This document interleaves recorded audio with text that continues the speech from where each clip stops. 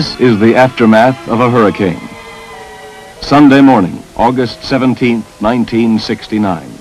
A date that will be long remembered by the residents of the Mississippi Gulf Coast. Out of the night, Hurricane Camille, the most turbulent and destructive storm ever recorded in the Western Hemisphere, came ashore from the Gulf of Mexico. As the sun rose on Sunday morning, this was the battered scene. Like the civilian community with which it has formed close attachments, the Gulfport Seabees Center was not immune to the primitive blasts of Camille. 90% of its buildings were severely damaged. 11 of 20 warehouses were totally destroyed. Only 4 of 30 enlisted barracks remained livable. Despite the brutal punishment sustained by the center, the Seabees and Marines stationed there, together with their heavy equipment and disaster recovery know-how, were the first to go into action in the community. The story of Hurricane Camille and the Navy Seabees' part in fighting it begins before the storm. When reports from Hurricane Hunter aircraft pinpointed the storm location in the Gulf of Mexico, these findings were forwarded to Weather Central. Although the latest forecasting techniques provided plenty of advance warning of Camille and evacuation was advised, some residents elected to remain in their homes and ride out the hurricane. Others took shelter at the Seabee Center and many other locations in the community. Expectant mothers were taken to the Seabee Center dispensary, as were others who might need medical attention. Normal base electricity was cut off before the storm to avoid needless electrical hazards from fallen lines. Portable generators were used to supply power to emergency facilities on the base, such as shelters, command post, and water and sewage pumps. In effect, the base became independent of outside services. 46 of these electric generators of varying capacities were taken from war reserve storage on the base and distributed by the Seabees before and immediately after the hurricane to Civil Defense headquarters and other locations. Voice radio equipment located in the Seabee command post was tuned to link the base with Navy field radios, which were distributed to police, civil defense, and many of the shelters. It also provided a link with the outside world and was used to send news bulletins, relay messages, and answer queries about survivors. Amtraks belonging to the 4th Marine Amphibious Tractor Battalion were readied and standing by for the inevitable rescue work during the height of the storm. As the storm neared Saturday evening, all possible precautions had been taken. Those who would leave their homes were in shelters, and all was in readiness.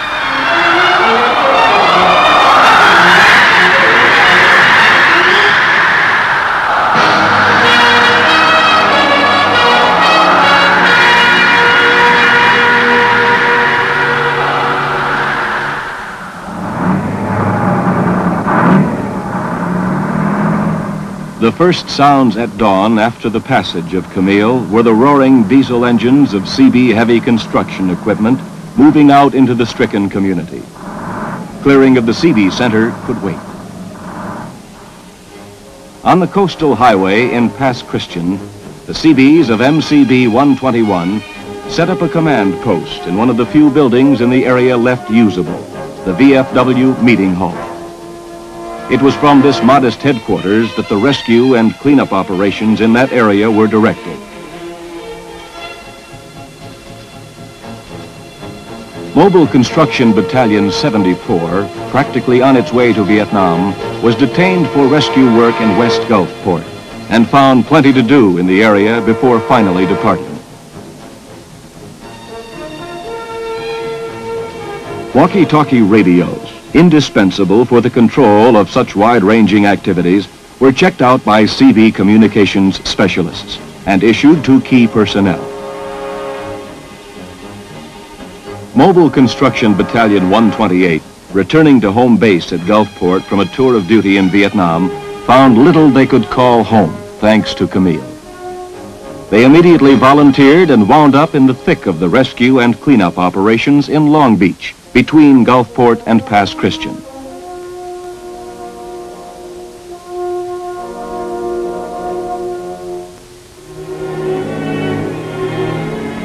The Seabee strategy in disaster recovery is similar to that used in a combat situation.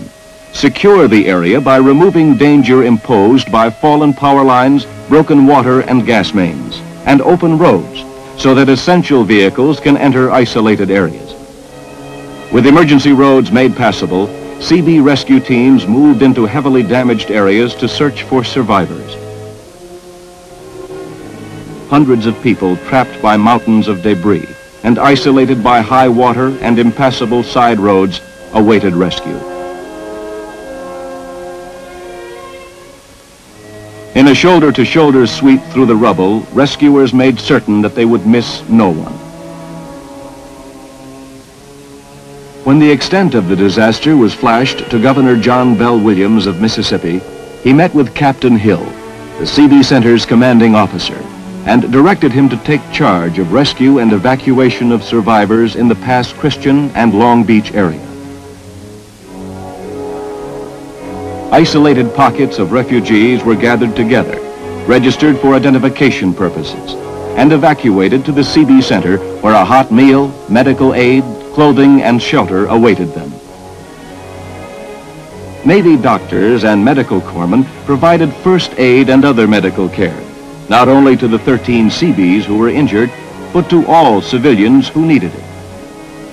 Preventive inoculations of tetanus, typhus, and diphtheria were given on the spot.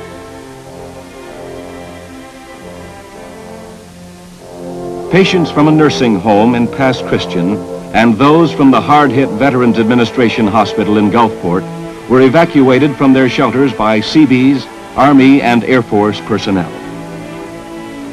Military helicopters from all services converged on the pickup areas, and along with Air Force ambulance buses, evacuated the litter patients to hospitals outside the hurricane-devastated area.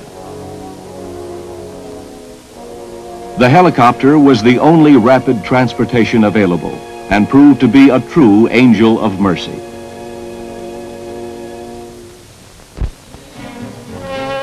"85 Georgia Power Company workers, 400 highway repairmen, 700 soldiers of the 43rd Army Engineer Battalion from Fort Benning, Georgia, a team of Public Health Service employees, and sailors flown to Gulfport from the Pensacola Naval Air Station all joined the massive recovery effort.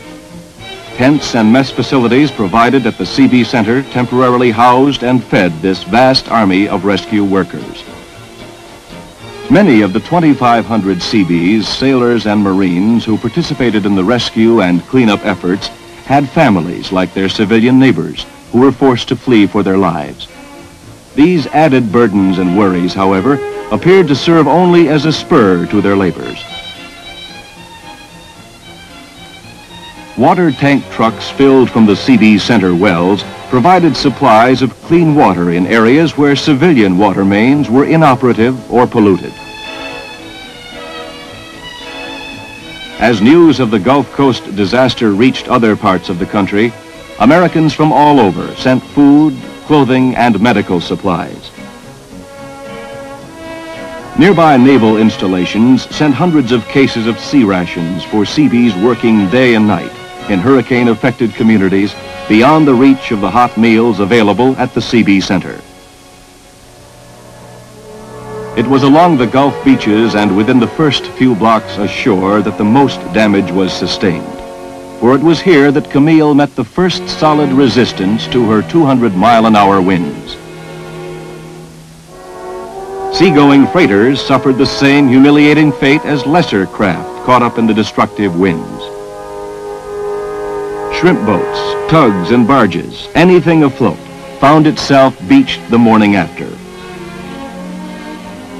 For those fortunate enough to find something left with which to start a new life, the results of Camille's fury offered a full challenge. Even those who had lost everything had not lost their will to survive and build themselves a new future. Captain Hill made frequent trips through the area to check progress and to further determine where Seabee help could be most effective.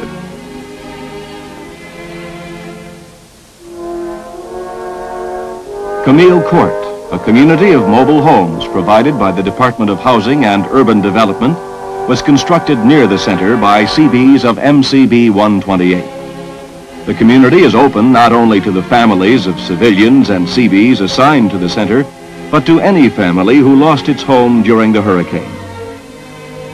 When completed, the project was a community of 58 new temporary homes with laundries and recreation facilities. By early September, the work of the Seabees in helping the civilian community recover from the effects of Hurricane Camille was fast drawing to a close. The Army would soon move in and take over the responsibility of debris clearance.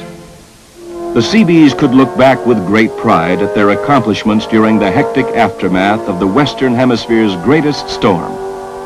Over 200 miles of roads cleared, hundreds of people rescued, fed, sheltered, clothed, and treated medically. And last but equally important, the freely given Seabee skills, talents, and compassion for those who lost much during the storm. Whereas the performance of the Seabees and Marines of Gulfport during and after Hurricane Camille was far beyond the call of duty. Whereas the state of Mississippi, and particularly the people of the Gulf Coast area, is grateful to the officers and men of the Naval Construction Battalion Center for their outstanding services in rescue and rehabilitation of the Gulf Coast area. Now, therefore, I, John Bell Williams, Governor of the state of Mississippi, do hereby proclaim October 31, 1969 as Seabees Awards Day in the state of Mississippi.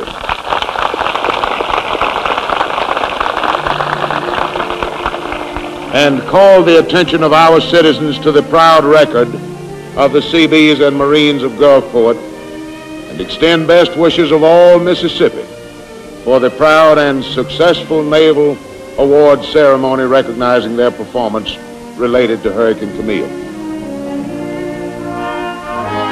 During an impressive ceremony, Rear Admiral Means Johnston, Jr., representing the Chief of Naval Operations, presented the Navy Unit Commendation to all units present during Camille, and 82 individual awards ranging from the Legion of Merit to the Navy Achievement Medal for individual acts of heroism and achievement.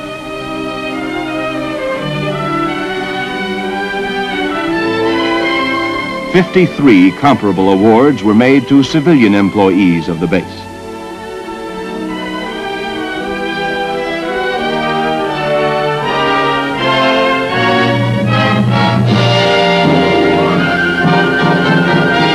The people of Mississippi indicated their appreciation of the Seabees in the form of many awards and a personal thank you from Governor Williams. Once more to the officers and men of the Naval Construction Battalion of Gulfport, on behalf of the people of the state of Mississippi, I would like to say from the bottom of my heart, and I know they agree with me in this, humbly but proudly, gentlemen, thank you.